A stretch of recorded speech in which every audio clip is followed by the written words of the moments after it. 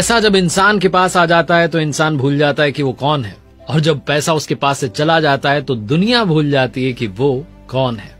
पैसा बड़े कमाल की चीज है, बहुत कुछ होता है लेकिन सब कुछ नहीं होता है। नमस्ते, फाइनेंस से जुड़ी बहुत सारी किताबों के बारे में आपने सुना होगा, लेकिन आज मैं आपको एक ऐसी बुक के बारे में बता रहा हूं जो आपको साइकोलॉजी ऑफ मनी यानी कि पैसे का जो मनोविज्ञान है उसको बताती है। मॉर्गन हाउसल ने ये बुक लिखी है, और ये बुक जब भी फाइनेंस की बात आती है, पर्सनल फाइनेंस को मैनेज करने की बात आती है, तो मस्ट रीड बुक कही जाती है। बहुत आसान शब्दों में आपको 5 लर्निंग्स इस बुक से बताऊंगा जो कि आपको सारी बुक का सार समझा देंगी। मॉर्गन हाउसल की लिखी हुई किताब द साइकोलॉजी ऑफ मनी, जिसमें धन के मनोविज्ञान के बारे में बहुत डिटेल में बताया गया है। हर इंसान का पैसे को लेकर के अपना अपना नजरिया होता है। कुछ लोग कहते हैं कि पैसा बहुत कुछ होता है, कुछ लोग कहते हैं कि मनी डजंट मैटर, पैसा मैटर नहीं करता, खुशियां मैटर करती हैं। तो आइए सीखते हैं 5 बड़ी बातें द साइकोलॉजी ऑफ मनी से। सबसे पहली लर्निंग जो कि द साइकोलॉजी ऑफ मनी से मैंने सीखी है वो है पैसा बर्बाद मत करो। अगर मैं आपसे पूछूं कि आपको एक खूबसूरत बंगला मिल सकता है या फिर आप 30 लाख रुपए कमा सकते हैं, तो बताइए आप क्या चुनना चाहेंगे। कुछ लोग कहेंगे कि मुझे बंगला चाहिए, कुछ लोग कहेंगे मुझे पैसा चाहिए। कई सारे लोग आपसे इस तरीके के सवाल करते होंगे, और जब ऐसे सवाल आपके सामने आते होंगे तो आपका दिमाग घूम जाता होगा, क्योंकि पैसा एक ऐसी चीज है जो आपके दिमाग को संशय में, कंफ्यूजन में डाल देता है। इस पैसे को समझने के लिए अपने माइंड को समझना भी बड़ा इंपॉर्टेंट होता है। अगर आपका हाल कुछ ऐसा है और आप भी इस तरीके के सवालों से परेशान रहते हैं, तो ऑथर ने इस बुक में किस्सा बताया। वो कहते हैं कि जब मैं अपने कॉलेज में था तब पैसे इकट्ठा करने के लिए वेटर का जॉब किया करता था, और जिस जगह पर काम करता था वो लॉस एंजलिस के सबसे महंगे होटल में से एक था। एक दिन कहते हैं मॉर्गन हाउसल की जब मैं अपनी जॉब पर था तो मैंने देखा एक 21 साल का मिलियनेयर वहां पर आया हुआ था।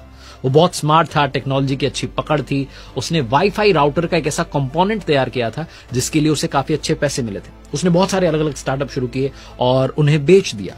मनी मैनेजमेंट में हालांकि वो खास नहीं था, क्योंकि उस लड़के को अपने पैसे की नुमाइश करना, दिखावा करना, शो ऑफ करना बहुत पसंद था। जहां भी जाता था अपने साथ में नोटों की गड्डी लेकर के जाता था, और वेटर को भी कई बार टिप के नाम पर मोटी नोटों की गड्डी दे देता था। एक बार जब वो एक शॉप पर पहुंचा तो दुकानदार ने उसे पैसे के बदले सोने के सिक्के दिए। तो आप सोचिए कि उसने क्या किया होगा। वो समुद्र के किनारे गया और बीच साइड जाकर के अपने दोस्तों को भी सिक्के दिए और कहा चलो फेंकते हैं, किसका कितनी दूर जाता है सिक्का। इस तरीके की हरकतें उसने की, और एक दिन ऐसा भी आया जब वो एक होटल के लैंप से टकरा गया था, और उसकी वजह से वो लैंप टूट गई थी। लैंप टूटने की वजह से जो होटल मैनेजर था उसने कहा कि भाई $500 का खर्चा है। तो इस लड़के ने वहां तमाशा किया। इसने होटल के मैनेजर को $5000 दिए और कहा कि ले जाओ, जितने लैंप ठीक कराने करा लो, और दोबारा मुझे अपनी शक्ल मत दिखाना। अगर आप ये किस्सा जब सुन रहे हैं तो आपको लग रहा हो कि ये फेक है, फर्जी कहानी, ऐसा कुछ नहीं है, ये सच में हुआ। ऐसे लोग होते हैं जो पैसे का दिखावा करते हैं जब पैसा उनके पास में आ जाता है, और एक दिन ऐसा भी आता है जब वो दिवालिया हो जाते हैं। इस लड़के के साथ भी यही हुआ। पैसे के नशे में इसने अपना सारा पैसा खो दिया क्योंकि इसे घमंड हो चुका था। ये दोस्तों के साथ में अपने पैसे को बर्बाद कर रहा था, और वो दोस्त भी जब इसके पास में पैसा खत्म हो गया तो इसका साथ छोड़ करके चले गए।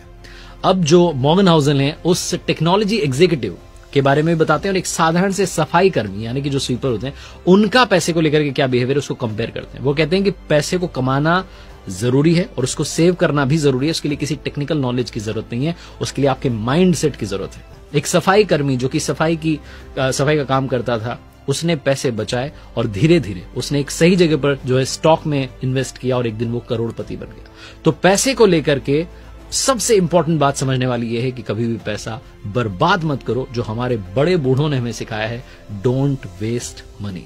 दूसरी लर्निंग जो कि मुझे द साइकोलॉजी ऑफ मनी इस किताब से मिली है वो है अमीर बनना तो आसान है, लेकिन अमीर बने रहना बहुत मुश्किल है।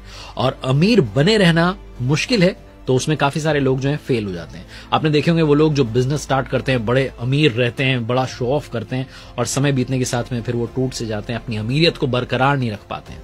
इसलिए अपने करियर में, बिजनेस फील्ड में, स्टॉक मार्केट के इन्वेस्टिंग में सक्सेस पाने के लिए सबसे इंपॉर्टेंट बात यह है कि आप लंबे समय तक सर्वाइव करें।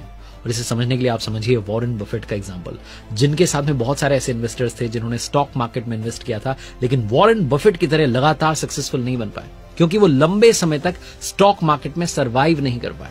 अमीर बनने के बहुत सारे तरीके होते हैं, आप कोई भी काम करके अमीर बन सकते हैं, लेकिन अमीर बने रहना बिल्कुल वैसा ही मुश्किल काम है जैसे कि सक्सेसफुल बने रहना। सफलता मिल जाती है। आजकल डिजिटल की दुनिया में वायरल कोई भी कभी भी अचानक कहीं से हो जाता है, लेकिन वायरल होते रहना बहुत मुश्किल काम होता है। इस मुश्किल काम का सीक्रेट ये है कि आपको एक्सेप्ट करना होगा कि दुनिया में कोई भी चीज हमेशा के लिए नहीं रहती। अगर आपके पास में कोई चीज आज है तो उसकी वैल्यू कीजिए और ये समझ के चलिए कि इस दुनिया में नथिंग इज परमानेंट, कुछ भी परमानेंट नहीं है, सब कुछ टेम्पररी है। तो आप बहुत तरीके से सलीके से चलेंगे और आप दुनिया में सक्सेसफुल बने रहेंगे। ये फॉर्मूला आपको मिल जाएगा। तीसरी बड़ी लर्निंग जो कि इस बुक से मिलती है, नो वन इज क्रेजी। दुनिया में कोई भी मूर्ख नहीं है। अगर आपको बहुत सारे लोग ऐसे दिखते हैं जो कि पैसों के साथ में मूर्खता वाला व्यवहार कर रहे हैं, आपको लगता है कि क्या कर रहा है, पैसे उड़ा रहा है, तो मूर्ख नहीं है, बेवकूफ नहीं है। आजकल की जनरेशन कई बार ऐसा लगता है कि शो ऑफ करने में पैसा खर्च कर रही है, गेमिंग के पीछे दौड़ रही है, लॉटरी का टिकट खरीद रही है। तो लोग वही काम कर रहे हैं जो उनका माइंड करना चाह रहा है। कई लोग गरीब होते हैं, उनको लगता है कि हम इमरजेंसी के लिए पैसे अरेंज नहीं कर सकते, लेकिन अभी जो उसको तो उड़ा लेते हैं, अभी तो जीवन को जी लेते हैं। तो लोगों का जो एटीट्यूड है वो पैसे को लेकर के अलग अलग प्रकार का है। कई सारे लोग ऐसे भी हैं जो कहते हैं कि पैसों की सेविंग करना हमारे लिए पॉसिबल नहीं है, क्योंकि हम जितना कमा रहे हैं उससे ज्यादा खर्च हो जा रहा है। तो इसलिए हम ये सोचते हैं कि जो भी है बस उसको जी लो। ऐसे कई सारे लोग होते हैं जो बड़ी गाड़ियों के बारे में सोचते हैं, बड़े घर के बारे में सोचते हैं, महंगे स्कूल के बारे में एडमिशन कराने का सपना रखते हैं। तो अगर आपको ये चीजें आसानी से मिल चुकी हैं तो आप उनकी कद्र करना शुरू कीजिए, क्योंकि ये चीजें कई लोगों के लिए आज भी एक सपना ही है। मॉर्गन हाउसल एक कहानी सुनाते हैं और वो मैसेज देते हैं कि चाहे इंसान गरीब हो, मिडिल क्लास से बिलोंग करता हो, बहुत अमीर हो, वो अपने फाइनेंशियल रिलेटेड जो डिसीजंस होते हैं वो एक्सेल शीट का एनालिसिस करके नहीं लेता है, वो अपनी सिचुएशंस, अपने इमोशंस से अफेक्ट होकर के लेता है।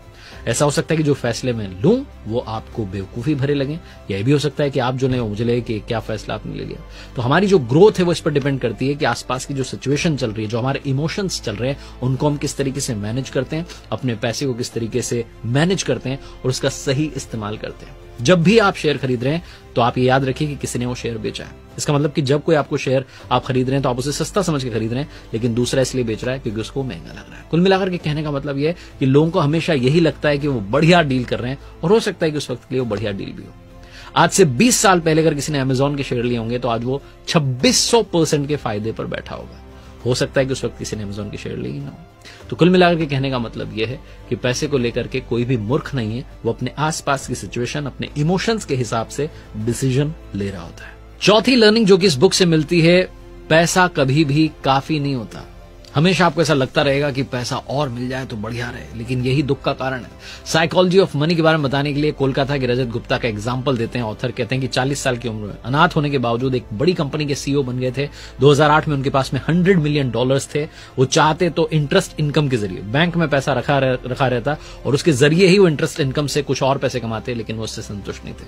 वो करोड़पति से अरबपति बनना चाहते थे। लालच आ चुका था और उन्होंने ऐसा काम किया जिससे उनकी बरसों की बनाई हुई जो रेपुटेशन थी वो मिट्टी में मिल गई। बोर्ड मीटिंग में जो सीक्रेट इंफॉर्मेशन मिलती थी उसे फाइनेंशियल प्रॉफिट के लिए बेच देते थे और इनसाइडर ट्रेडिंग के गुनाह में उन्हें जेल भेज दिया गया।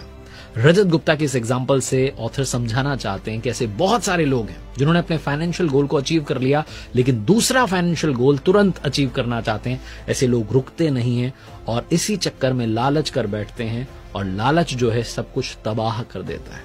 ज्यादा पैसों का लालच, पैसा तो कभी भी आपको काफी नहीं लगेगा, कभी भी आपको ऐसा लगेगा कि पर्याप्त है, आपको लगेगा थोड़ी और भूख जो है बची है।